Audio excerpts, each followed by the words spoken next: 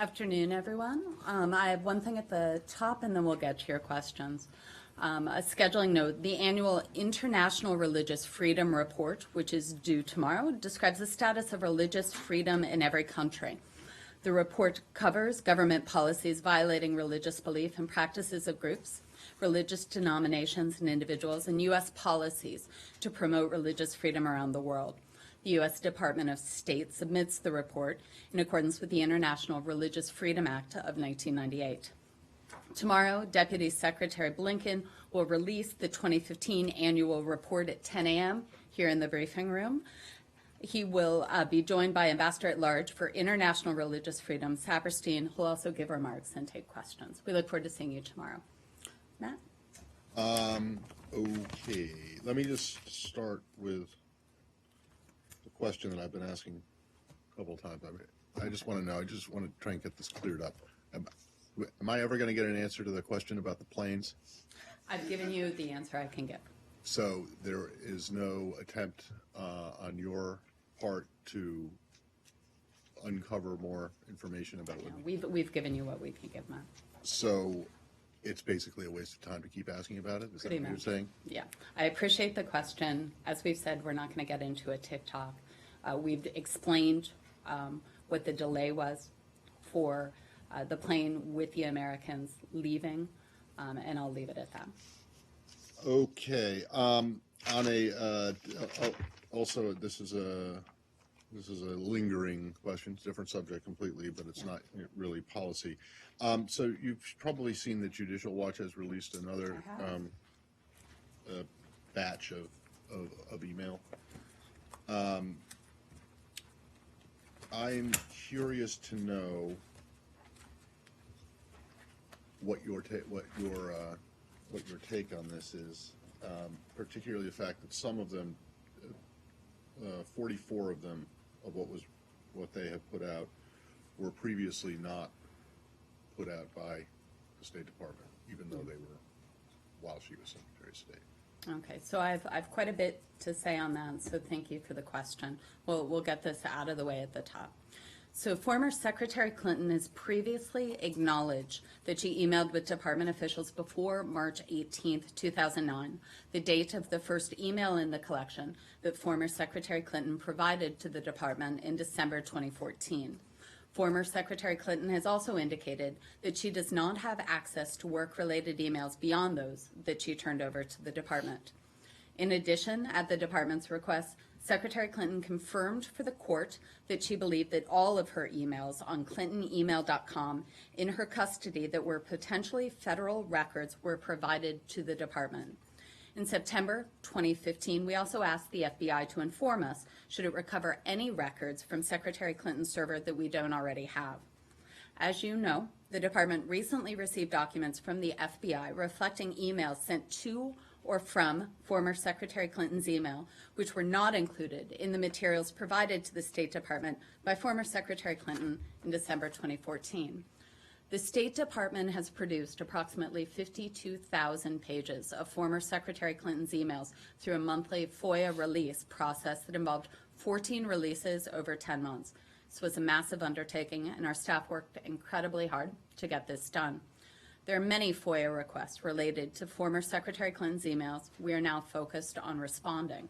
We have produced, in response to FOIA requests, a number of emails involving former Secretary Clinton that were not part of the approximately 55,000 pages. And to the extent that additional emails are retrieved that are responsive to FOIA requests, we will continue to do so. Our goal is to be as transparent as possible and to respond to specific requests.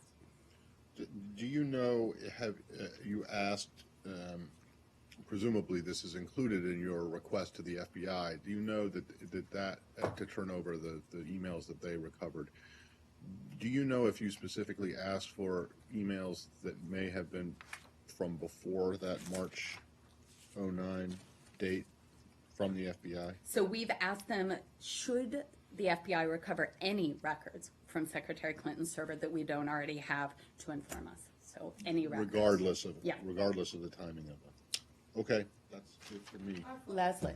Well, not on the emails. Can I check? Okay, can I see if anyone's got email to gender? Yeah. Yep.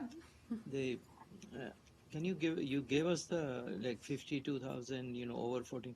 What about this? How many emails? What is the status from the FBI? Like, have you received everything that they are supposed to give?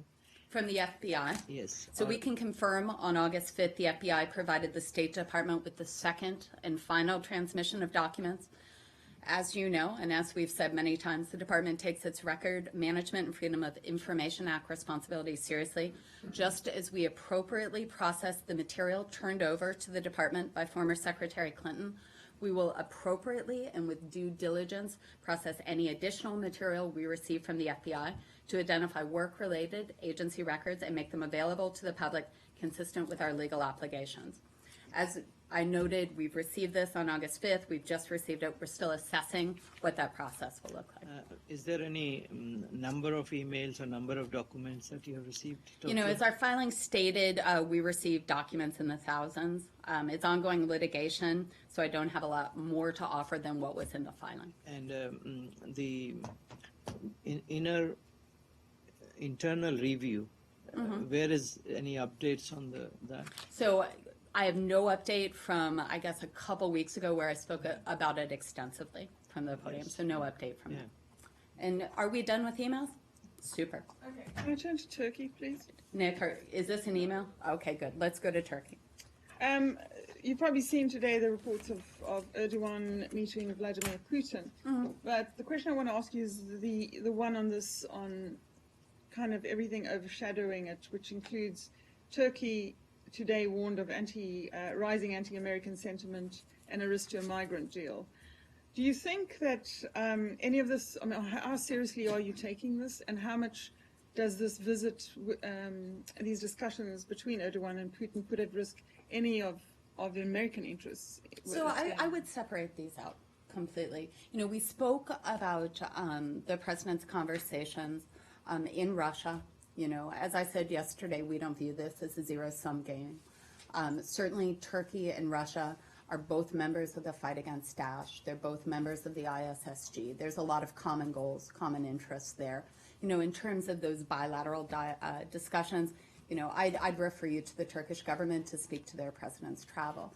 Speaking on the migrant deal, you know, we have said publicly, you know, how important we believe this is. We hope this will move forward.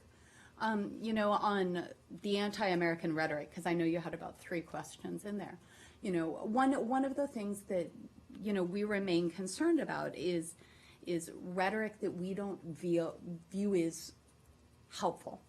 You know, as we engage with our Turkish counterparts, you know, we are concerned.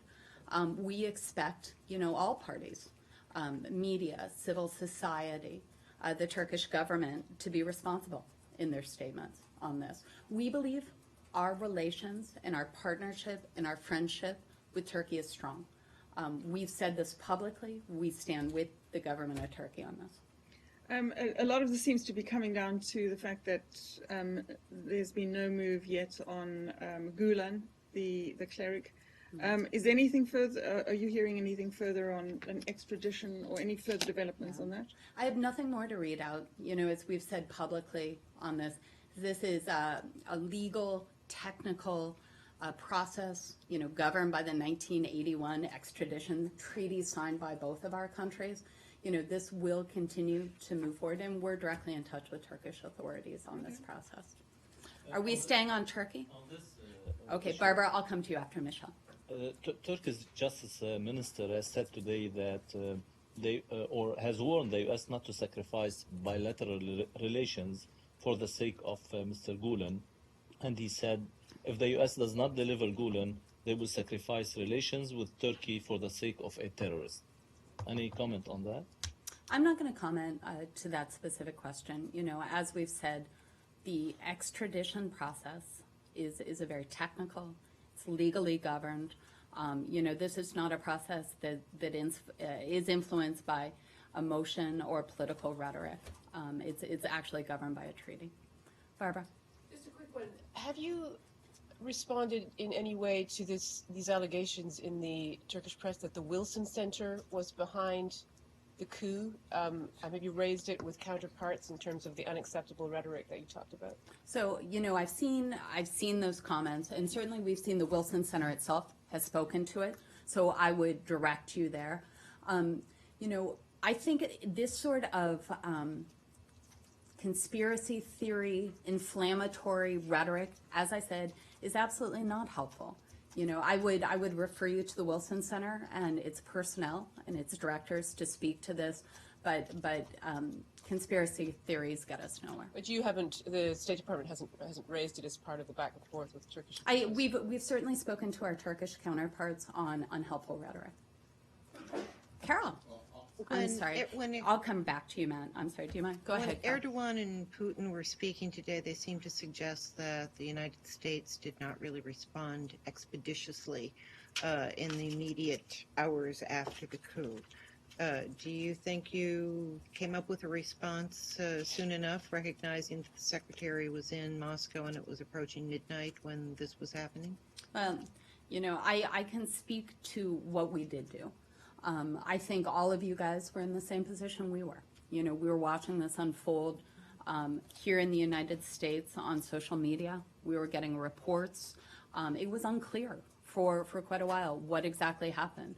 I would note that the State Department issued a formal statement from the secretary about 7 p.m. that night. That was very quick. And that statement was very clear in our support of Turkey, its democratically elected government, and the Turkish people. So thanks for the question, Carol. I'm going to go to Matt, and then I'll go to you. On the rhetoric, have you seen this photograph that purports to show Ambassador Bass meeting with a military officer who looks like one of those implicated in the coup the day before?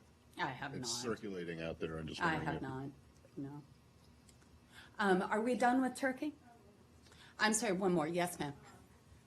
How nervous do you get when you see Putin meeting with the Turkish Prime Minister? What do you think could be jeopardized if our ally with Turkey, or if our ally with Turkey is weakened? No, I don't think it's a question at all that our relationship with Turkey would be weakened at all by this. As I said, not a zero-sum game. These are sovereign nations. They have relationships around the world. Turkey and Russia have common goals, not only in the fight against Daesh, but within the ISSG, taking a look at the situation in Syria. In terms of the content of those discussions, though, I'm going to refer you to those governments. Okay, are we good on Turkey? Ma'am? Of course. There is so many reports, especially Wall Street Journal said that Taliban and Daesh has made alliance to fight against Afghanistan government. Do you have any comment, and what do you think? So we spoke a little bit about this at the daily press brief yesterday. I'd refer you to those comments, okay? Nike? Yes, the situation in Helmand province in Afghanistan is very dire, getting worse. Do you have any concerns about the Taliban is getting more and more of threats, and also the peace process in Afghanistan is out of control, out of the hands? Okay. Well, I guess I would start with the Afghan forces. While they continue to face a number of operational and institutional challenges, the Afghan forces have made progress. I think if we take a look at where we were, even 15 years ago, it's extraordinary. The support with the Afghan forces, they now have the support of Afghan air capabilities, the U.S. airstrikes, expanded U.S. authorities. They remain in control of all population centers. I would say that our commitment to the Afghan forces remains clear. I think you saw the president, as well as our other NATO allies and partners, discuss this in Warsaw just a few weeks ago, or maybe a few months ago. Time is slipping by. In terms of your question on peace talks, as you know, we addressed a little bit about this yesterday. We call on the Taliban to participate in peace talks with the government of Afghanistan. As we discussed yesterday, the Taliban have a choice on this. Any information on the situation in Helmand province is What I would say is that as the Afghan forces continue to stabilize and secure their country for the future of the Afghan people, there are obviously situations where the battlefield movements remain fluid. We believe, however, that they are growing increasingly strong, increasingly capable, and we will stand with them. Okay, more on Afghanistan, are we okay? Lori. Iraq. The Kurdistan Regional Government has been asking the counter-ISIL coalition countries to help with medical supplies, and particularly the treatment of wounded Peshmerga outside of the country when the necessary treatment is not available in the Kurdistan region or in Iraq. There's an official list of such wounded Peshmerga. So does the State Department have any programs or any intention to establish such programs that would assist these wounded warriors? So we provide tremendous assistance to the Peshmerga, to include much needed medical supplies and equipment. However, I would note we do not have a program to transport wounded Peshmerga out of Kurdistan. Taking a look, though, at the assistance, on July 11th, with the full approval of the government of Iraq, Secretary Carter finalized a memorandum of understanding with the KRG that would facilitate the utilization of $415 million. These funds, to address your question, will provide short-term assistance in medical equipment as well as food, ammunition, stipends, and other assistance. I would also note last summer, in coordination with coalition partners and the government of Iraq, the KRG received equipment and supplies to aid wounded Peshmerga, including 150 vehicles, including ambulances. Sorry, how much was that? $415 million on July 11th. With the Mosul offensive coming up, would you consider expanding this program to address that specific need of getting treatment? I've got no new programs to announce on that. As we've said multiple times from this podium, we are very aware of the importance of the Peshmerga in this fight, and we're also very aware of the assistance that the situation requires. Sorry, Yes, sir. I'm sorry, we'll get there, Saeed. who wrote that phrase? Facilitate the utilization of 400. Doesn't that just mean Is that spend? what I just said? Yeah. Does that mean spend? Let's say spend. Let's say spend. Is that from the Pentagon? Did they Yeah, write doesn't that? that sound like a Pentagon line? Saeed. Facilitate the utilization. That's world class. Syria? Yep. Yeah, the United Nations just called for a humanitarian ceasefire in Aleppo because apparently there was intense fighting. Yeah. Now, my question to you, how does that work? Because there seemed to be lack of enthusiasm, let's say, calling for a ceasefire a couple of days ago during the offensive of the opposition group. So could you just, first of all, update us on what's going on, and how do you see the ceasefire? Okay, well, I'm not going to update you on the ground. We spoke a little bit yesterday about how fluid the situation is, but let me make our position clear on this. We continue to urge all parties for complete compliance with a nationwide cessation of hostilities. We firmly believe that full compliance with the cessation by all parties is the only path to improve the prospect for successful talks. Well, these temporary or brief ceasefires and so on, they seem to break down, first of all, very quickly and not have a lasting effect. Should there be some sort of a call or an effort for a countrywide ceasefire that would bring all groups, have you in this case or your allies lean on the opposition groups that keep changing names and keep changing I mean, we couldn't agree more on this, and we've been clear on this. We are calling on all parties to do this. What we would say, though, as you well know, the Syrian regime, aided by Russian efforts, is responsible, we believe, for the majority of these violations. We believe these actions are only encouraging more terrorism, the very thing that the regime in Russia are supposedly trying to combat. But I'm a little bit confused because, the attacks by the opposition groups, or, Fatah Sham, which was like a couple of weeks ago, was Jabhat al-Nusra. And they are aided by weapons that are supplied by the Saudis, supplied by many of your allies and so on. Even some say supplied directly by you. I mean, how do you juxtapose this against your call for a lasting ceasefire? I would talk about what Ambassador Power said yesterday, and as well as she made some comments to the press today in New York. At the informal UN Security Council meeting yesterday, they had that conversation about the situation now in Aleppo and the impact on civilians. It is really hard to characterize this. This is dire.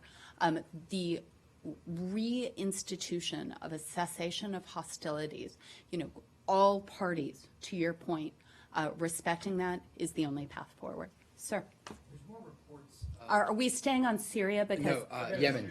Okay, hold on. No Let me worries. stay on Syria. John. The charge from the opposition after this UN ceasefire call is that, just as they broke the siege in Aleppo, now there's this call for a ceasefire when there's all sorts of other attacks going from the regime against the opposition in other parts of the country as well. Is that a fair criticism of the UN, which is calling I wouldn't bat back, individual conversations on when a ceasefire was called or why it was called.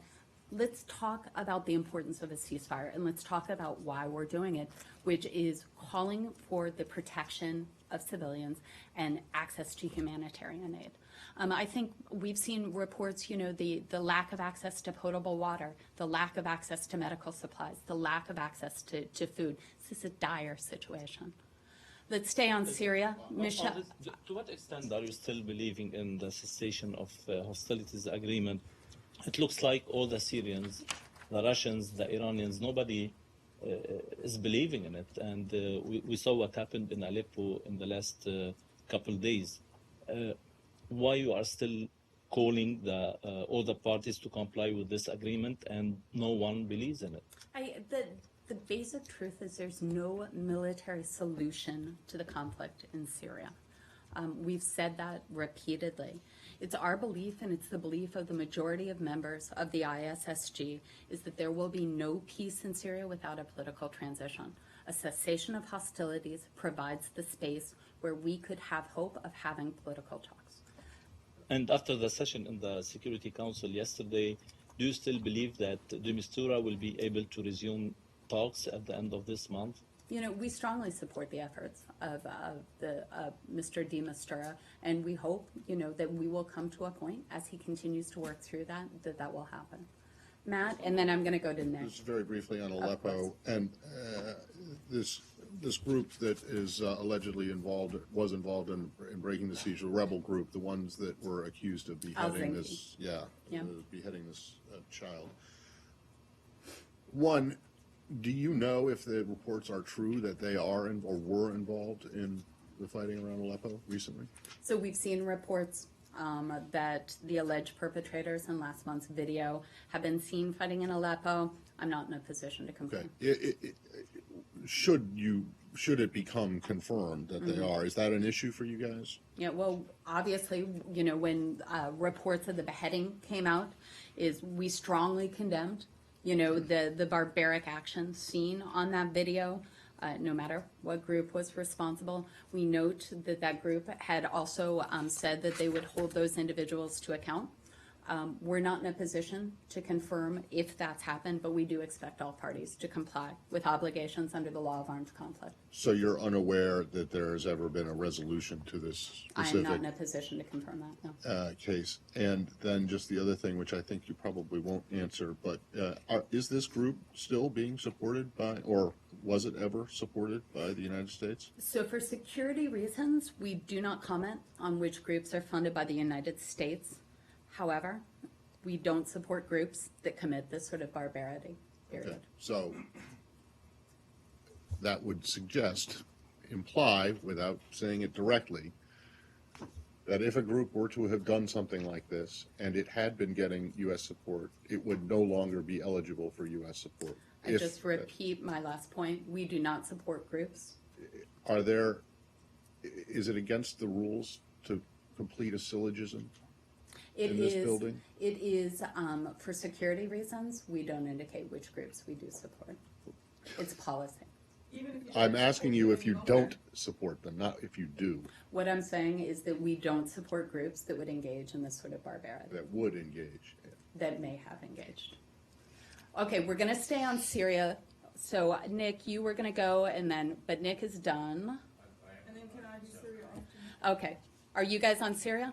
Okay, let's, Sure. So is there any update on the proposed arrangement with Russia regarding the targeting of al-Nusra and cooperation? I mean, back in Moscow, the secretary, quite a while ago now, said they had made some progress on that. Is there any new information? I have no update from the secretary's comments in Moscow. And is there a concern in this building that Aleppo, there may be some waiting on the side of the Russians with regards to the situation in Aleppo before any agreement is agreed to? Yeah, I'm not going to get ahead of those conversations. Barbara? Well, it's really kind of similar to what he was asking, which is you continually say there's no military solution and it has to be a political agreement, but isn't it quite obvious by now that the parties on the ground and the Russians think that whoever gets Aleppo will have leverage at the political negotiating table? So no matter what the U.S. might be saying, that dynamic is going to take over. I wouldn't tie it to any particular military operation. What I'd say is we believe, in speaking broadly about the talks, and the secretary said something very similar, is if there is a chance to get to a genuine cessation of hostilities that provides the sort of full humanitarian access that we're talking about, that protects civilians and provides the space, facilitates a framework for a political transition, we have to try. Leslie? I know the secretary's on vacation, but has he made any calls with regard to this through I to don't Syria? have any calls from today to read out. No? I don't. Yes, If I have any update, I'll have it for you tomorrow. So, can I just ask in course. straight? Does he still believe that a deal is possible given what's happened in Aleppo? So I would actually point you back to what President Obama said. Which Russia's actions over the last several weeks do raise serious concerns about their commitments to pulling the situation back. It is time that Russia proves it's serious about advancing its shared objectives in Syria. But again, we believe that this full cessation of hostilities, that humanitarian access, the space for a political transition, is really our only choice now. Nick, are we, and then we'll go back. A quick one on the Philippines. Oh, wait, are we done on Syria? I'm sorry, we're not. We'll get to the Philippines. Go ahead, Abigail.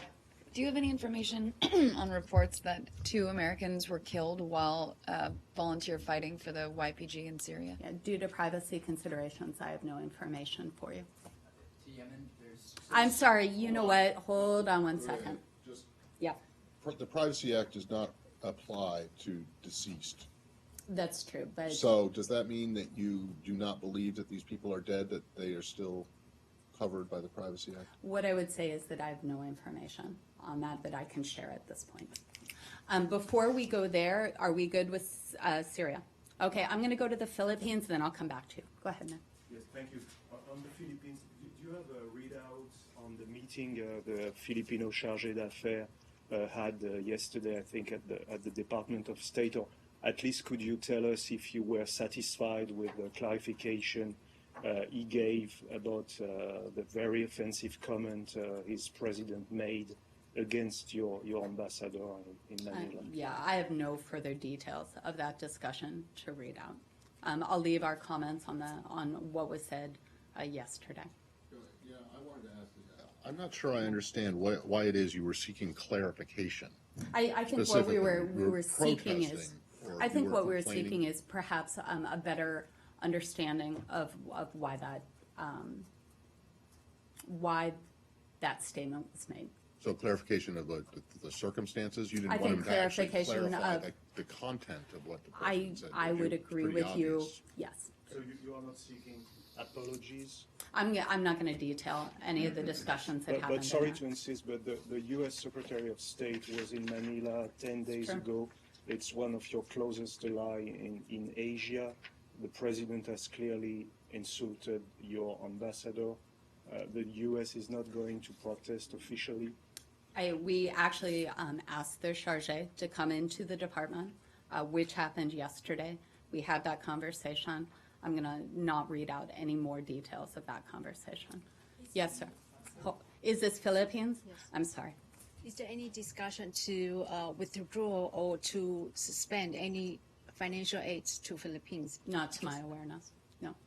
There are reports out of Yemen that 14 civilians were killed due to Saudi-led airstrikes. Is the State Department concerned about the increase in civilian casualties in Yemen?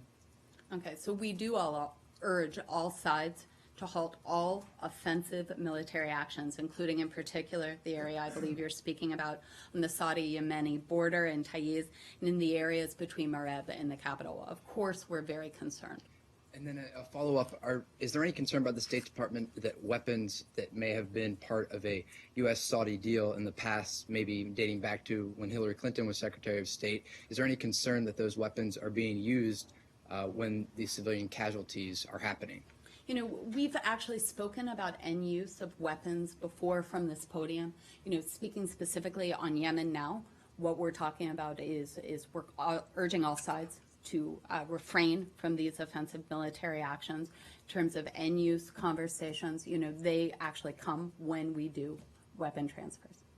So there's no concern particularly? I think our concerns are always on civilian casualties, and our concerns are especially on the situation in Yemen, which is at a very precarious place right now. Is there not going to be a halt in any of the tranches of bombs to Saudi Arabia? You know, this is, as you guys know, you know, we have, when we do arms shipments, we do announce those. Those are in, you know, as required. You know, I don't have anything to announce on there. Nick? Yemen? Yeah. You have expressed, not you only, from this podium, the concerns. It's not the first time the civilians have been killed in Yemen. Have you directly talked to Saudi Arabia? Have you reached out? Because from the Yemeni side, they are not going and killing civilians in Saudi Arabia. But it's the Saudi Arabians who are killing Yemenis. We're seeing actually citizens. all sides perpetuating violence against civilians Have in you Yemen. talked to Saudi Arabia about it? We have had conversations with our partners on our concern. We've said this publicly. We've said this privately. No, not the partners. Saudi Arabia, I was specifically asking. We call on all sides. We've had conversations with our partners on that. Do we have any dates the last time you spoke? I have no conversations to read out to Gender. On South Korea? Yeah. So a month ago, John Kirby said from the podium that the U.S. had reached out to China to offer details about the system that it was going to install, and to his knowledge, the Chinese had not responded yet. Since then, has China responded, and have there been discussions with China about THAAD placement? Yeah, I have no conversations to read out on that, Nick. Let me check, and if we have something, I'll get back to you. Elizabeth? Wait, are we staying on South Korea? Can we go back to Saudi Arabia and Yemen? Of course. There is a news saying that the State Department has approved a $1 billion sale of 153 General Dynamics M1A2S Abrams, thanks to Saudi Arabia. Do you have anything on this? I do, as we are required to announce these. On August 8th, the department approved notification to Congress of a proposed transfer of up to 115 M1A27 Saudi Abram main battle tanks and related equipment valued at up to $1.15 billion under the Foreign Military Sales Program. Thank you. Yep. Have there been any sort of conversations between the U.S. State Department and the Saudis to avoid civilian casualties, as you know, more weapons deals are in the talks? Is the State Department concerned that U.S. weapons that have been sent to Saudi Arabia will take part in the killing of civilians? So what I would say is we regularly talk to our partners and our allies around the world. You know, civilian casualties are obviously of grave concern to us. Are we going to stay on this? Yep. Yep. Did you see the reports yesterday or overnight on the Center for Strategic International Studies provided the satellite photograph showing China had built reinforced aircraft hangars on one of the disputed islands? I did see those reports. Okay. I mean, does one believe this is you know, that China is continuing with reinforcing its hold in these areas? Is it a militarization? Have there been discussions? So I would say that this type of potentially dual-use construction activity has raised tensions in the region. It also calls into question China's willingness to abide by President Xi's statement last September that China does not intend to militarize its outposts in the Spratly. Such actions undermine regional confidence that China is willing to resolve contested matters in a non-coercive manner. We reiterate, as we have in the past, our call for all claimants to halt land reclamation in disputed areas and further development of new facilities and new militarization of their outposts, and instead to utilize the opportunity presented by the July 12th Arbitral Tribunal's decision to reach an understanding on appropriate behavior and activities in disputed areas. So you do think that this is China continuing the same behavior? It certainly calls into question China's willingness to abide by President Xi's statement. And can you independently, I mean, I'm not questioning that CSIS, but are these the same images, and are they true to what is happening? I mean, yeah, I would just let our statement. I can't. You can't verify. Exactly. Are we staying on China? Yes. Yes, sir. So are you planning on taking any additional steps or changing your strategy in terms of pressuring the Chinese? I mean, they've been continuing to build despite your statements and calls for de-escalating tensions and taking this opportunity. What I would say is that we continue to raise our concerns about China's actions, both publicly and privately. You know, we continue to work on multiple fronts to convince all parties to refrain from provocations, to work to peacefully resolve disputes. Do you think that continuing to raise these concerns have had a positive effect? I think continuing to raise these concerns is part of the process of diplomacy. I also have a sort of technical question. Beyond reclamations, it's been reported that there's been an increasing number of Chinese Coast Guard ships that have been spotted near the Senkaku Islands. Would you extend the same sort of statement of concern? How do you assess these actions?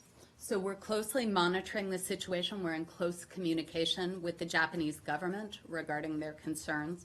The United States position on the Senkaku Islands, as stated previously by the President, is clear and long-standing. The Senkaku Islands have been under Japanese administration since the reversion of Okinawa in 1972. As such, they fall within the scope of Article 5 of the 1960 U.S.-Japan Treaty of Mutual Cooperation and Security. We do not take a position on the question of ultimate sovereignty on the islands. Anything more, Japan?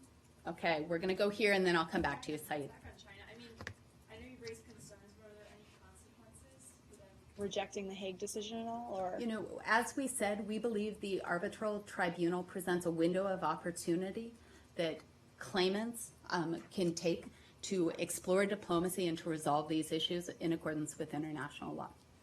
Go ahead. Does the department have anything on this letter that former Iranian President Ahmadinejad sent to President Barack Obama regarding settlement claims? So we've seen the letter sent from the former president to President Obama. In terms of the details on the court case, I'm going to refer you to the Department of Justice.